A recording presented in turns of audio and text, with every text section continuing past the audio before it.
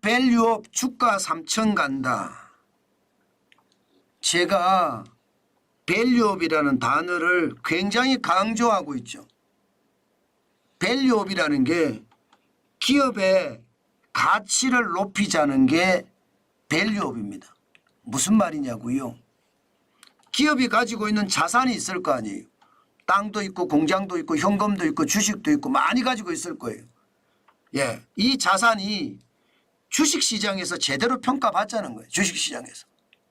일반적으로 내 자산이 주식시장으로해서 제대로 평가받는 것이 정상인 수준이 말입니다. PBR1이라고 합니다. PBR1. 주가 순자산 비율 1. 그러면 내가 가지고 있는 자산이 주식시장에서 그냥 그대로 평가를 받는다는 뜻이에요. 그런데 대한민국은 그렇지 않잖아요. 1이 안 되는 경우가 굉장히 많습니다. 지금 1미팅 경우가 되게 많아요.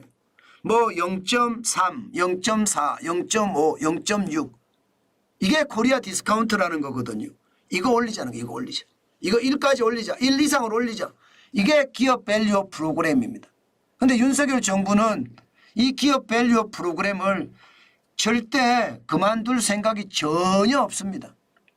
계속해서 기업 밸류업 프로그램을 더 확대하겠다 이렇게 이야기하고 있습니다. 자, 이렇게 되면 여러분 기업 밸류업, 기업 밸류업, 기업 밸류업 이렇게 정부가 정책적으로 계속 강하게 추진을 하면 주가는 어떻게 될까요? 계속 올라가겠죠. 그러다가 3천도 올라가고요. 그러다가 사상 최고치도 올라가지 않을까요? 미국을 보면 충분히 그럴 수 있습니다. 일본을 보면 충분히 그럴 수 있습니다.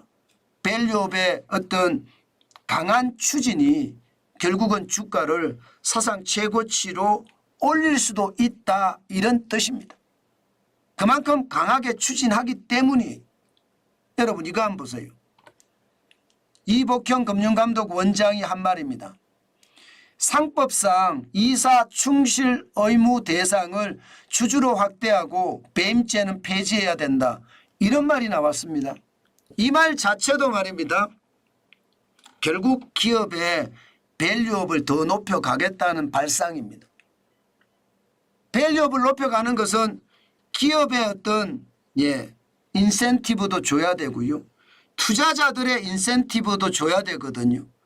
기업의 인센티브는 뭐 상속세를 낮춰준다든가 그죠? 정여세를 낮춰준다든가 또 금융소득 금융투자소득세를 낮춰준다든가 이게 기업들에게는 굉장히 좋은 일이 되는 겁니다. 그러면 상속할 때 부담도 적고 그만큼 남는 돈으로 내 주식을 사서 뭐 자사주 소각 처리도 하고요. 또 기업의 배율도 늘려서 주주들에게 대한 보상도 확대하고 이럴 것 아니겠습니까? 그게 기업들에게는 그런 조치를 취해준다는 뜻입니다. 반면에 투자자들한테는요. 뭐 주주 배당을 많이 받아내는 거 굉장히 중요하죠. 그러면 투자자들이 더 많이 투자할 거 아니에요. 여기에다가 더 중요한 것 금융투자소득세 폐지하는 거 이거 굉장히 중요하잖아요. 이게 지금 폐지를 해달라고 이야기하는 게 굉장히 본물처럼 늘고 있고요. 여기에다가 지금 이사 충실 의무 대상을 주주로까지 확대한다고 하잖아요. 일반적으로 이사는요. 충실 의무를 해야 될 대상은 지금까지는 회사였습니다. 회사였는데 회사만 하는 것이 아니라 이제 주주들까지 확대하겠다는 거예요. 이러다 보니까 재계가 반발을 하기 시작해요. 재계가. 왜 재계가 반발을 하느냐. 투자 결정을 하려고 그러면 이사회에서 투자 결정을 할 것 아니에요. 그런데 이 투자가 만약에 실패를 했습니다. 그러면 주주들이 소송을 걸 거 아니에요. 소송을 걸 거 아니에요. 배임죄로 소송을 거는 겁니다. 그만큼 말입니다. 소송이 남발되기 때문에 기업들이 일하기가 어렵다. 그래서 반발을 엄청나게 많이 한 겁니다. 그런데 이복형 금융감독원장 그래? 그러면 배임죄 자체를 폐지하지 뭐. 이런 얘기까지 나온 겁니다. 배임죄 자체를 폐지하지. 소송 남발을 우려하는 것을 줄이겠다는 거예요. 지금 여러분도 알다시피 세상 어디에도 없는 세상 어디에도 없는 배임죄. 대한민국은요. 형법의 일반 배임, 형법의 업무상 배임, 회사법의 특별 배임, 특정경제가중처벌법까지 지금 법이라는 법은 지금 다 지금 준다는 뜻이에요. 배임죄 자체가. 그러니까 이 배임죄 장난 아니라는 이야기잖아요. 그죠? 진짜 장난 아니라는 이야기. 이거 말입니다. 왜 대한민국만 이렇게 모든 배임죄를 적용을 해서 난리냐. 보시다시피 독일은 어느 것도 배임죄가 해당되지 않습니다. 미국도 마찬가지 배임죄가 없고요. 영국도 없습니다. 일본은 있습니다. 일본은 형법의 일반 배임은 있고요. 회사법의 특별 배임은 있습니다. 그러나 특정경제가중처벌법의 배임도 없습니다. 이거는. 다시 말해서 가중처벌을 안 한다는 뜻이에요. 프랑스는요. 우리하고 좀 비슷합니다. 그러나 프랑스도 말입니다. 특정경제가중처벌법은 없습니다. 다시 말해서 배임죄가 독해요. 우리나라만 유독 독해요. 그것도 너무 독해요. 어느 정도로 독하느냐. 여러분 배임죄 한번 보세요. 세 가지만 보겠습니다. 형사상 업무상 배임을 보면 5억 이하는 10년 이하의 징역이에요. 5억에서 50억은 3년 이상의 징역이고요. 50억 이상은 5년에서 무기징역입니다. 거의 살인죄하고 동일하죠. 회사법상 특별배임은 10년 이하의 징역이고요. 특정경제가중처벌법상 배임죄는요 5년 이상입니다. 살인죄와 형량이 동량이에요. 그러니까 재계가 반발을 할 수밖에 없는 거죠. 그만큼 말입니다. 이 배임죄와 관련해서는 당연히 이게 논란이 될 수밖에 없고요. 이 논란은 시장 전체로도 커질 겁니다. 그러나 중요한 것은요. 과연 배임죄를 폐지할 수 있을까요? 제가 봐서는 배임죄 폐지 못합니다.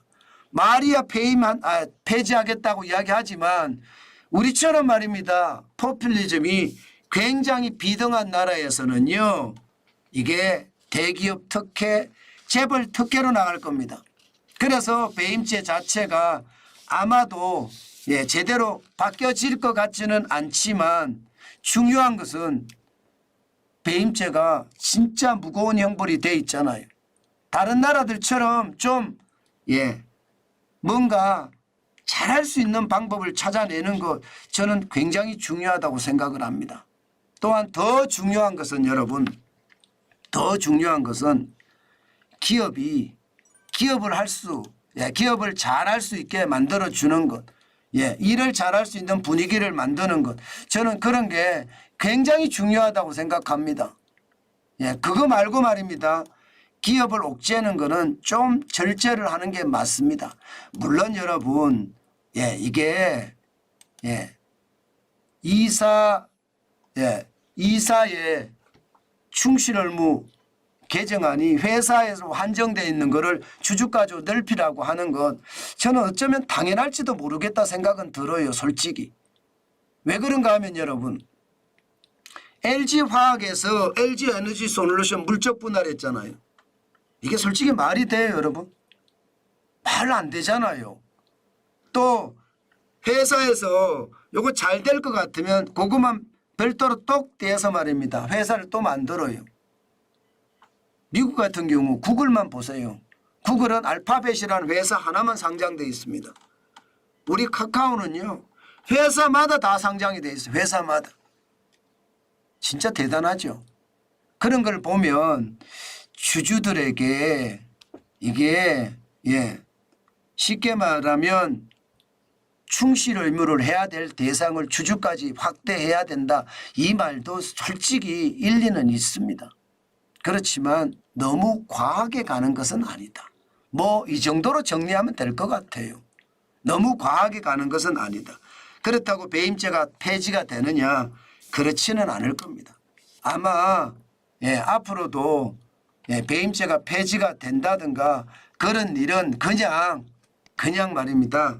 그냥 이게 그냥 말로 왔다 갔다 할 거예요. 배임죄를 폐지를 하려고 그러면 더불어민주당이 협조를 해줘야 되는데 더불어민주당은 배임죄에 대해서 폐지할 생각이 전혀 없습니다. 그들은 기업 자체를 적폐 세력으로 삼고 있잖아요. 그렇기 때문에 폐지할 생각 전혀 없어요. 그래서 결국은 해프닝으로 끝날 겁니다. 해프닝으로. 만약에 뭐 좀 수정은 될 수 있을지언정 이게 폐지로까지 가는 것 참 쉽지 않을 겁니다. 한번 두고 보시자고요.